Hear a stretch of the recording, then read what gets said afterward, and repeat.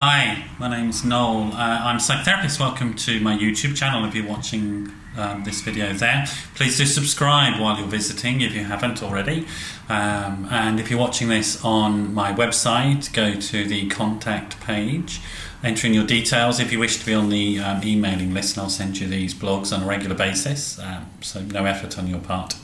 Today's video, I'll keep it brief as possible, is on the sort of impact of abuse on people, and trying to understand why people might stay in that type of situation, why it's difficult to leave.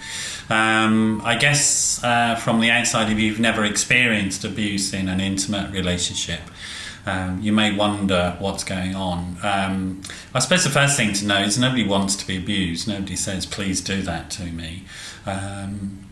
Particularly if the abuse is coming from somebody that you feel close to, your partner, or your child, or your parent, etc. It's not a choice. You're not saying please do it to me, and it's unlikely in most cases that the abuse is constant and all the time. In some very rare cases it is, but in most cases it isn't. So people don't want it, but they get caught up in it. And I suppose the first thing to understand is that an abuser often has issues themselves, maybe addiction issues or mental health issues, not always, but and maybe a sort of traumatic childhood themselves that they're reliving. Again, not always, but often that is the case. These types of things bring out the empathic response in people, wanting to help somebody else who has problems, and maybe sort of getting into some of the sort of psychological defense mechanisms such as minimization, denial, avoidance, etc. But I guess one of the things to understand is that the abuser isn't always bad or challenging, isn't always abusing. There's quite often a cycle, three-phase cycle if you like, that happens in domestic situations or intimate relationship situations where abuse is occurring.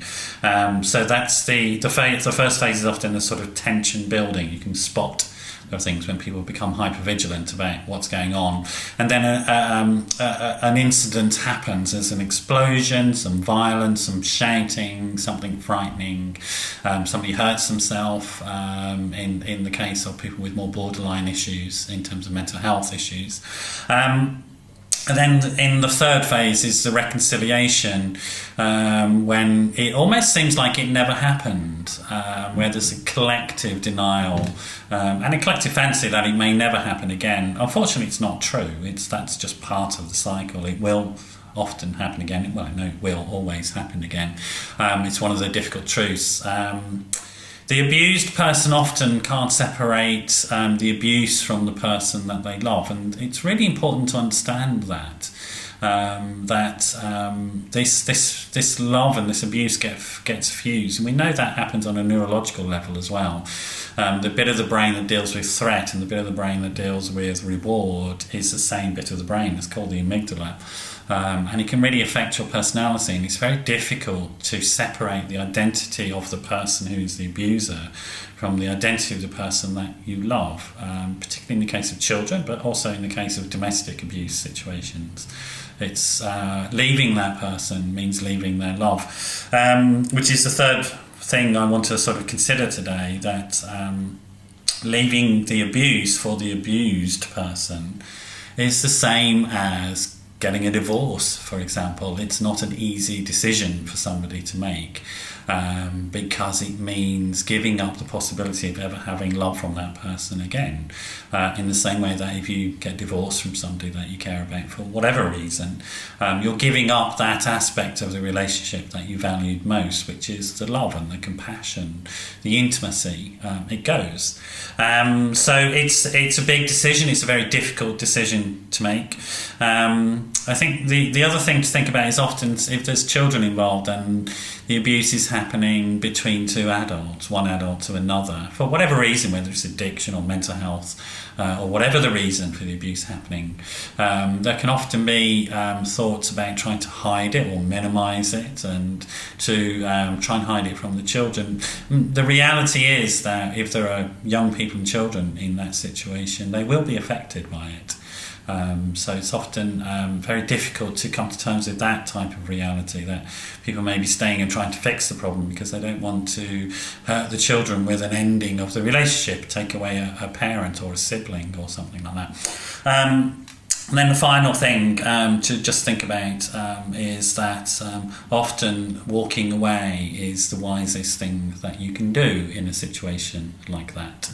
If you are the abused person and you have this sort of complex love, danger relationship with somebody, and you're worried about your children, or you're worried about yourself, or you're worried about the impact on your social network, maybe on often if there are in-laws involved and other people involved, you're worried about the impact on them of saying that their child, for example, if it's the parents-in-law saying to them that their child is actually an abuser, you can be worried about the sort of impact on that sort of social network, particularly if you have children. You want them to continue seeing their grandparents, for example.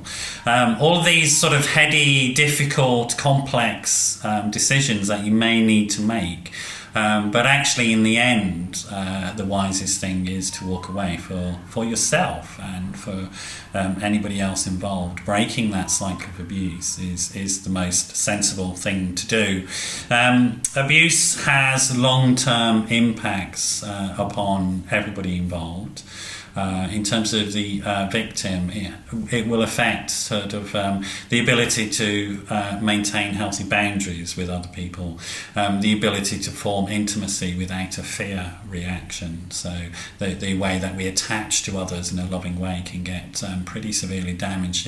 It will produce sort of self-esteem issues and maybe trigger sort of mental health issues. Certainly there'll be issues of depression and anxiety and fear, but maybe if there's other underlying sort of more severe mental health issues, the stress of it may indeed trigger those.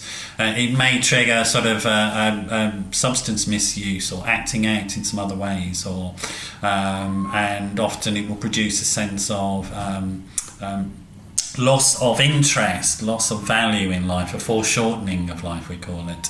Not able to see the future at all, certainly not able to see the future as a positive thing that you want to welcome.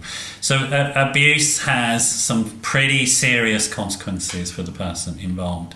If you're in that type of situation, you need to think about your safety and that of your children, if there are any children involved, and think about getting out.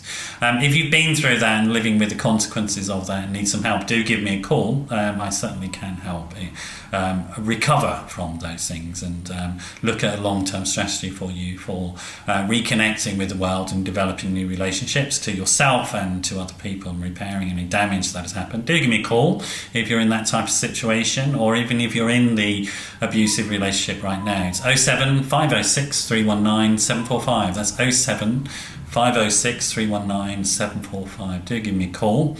Have a good day, and please do come back and watch these blogs again. Thank you very much for being here.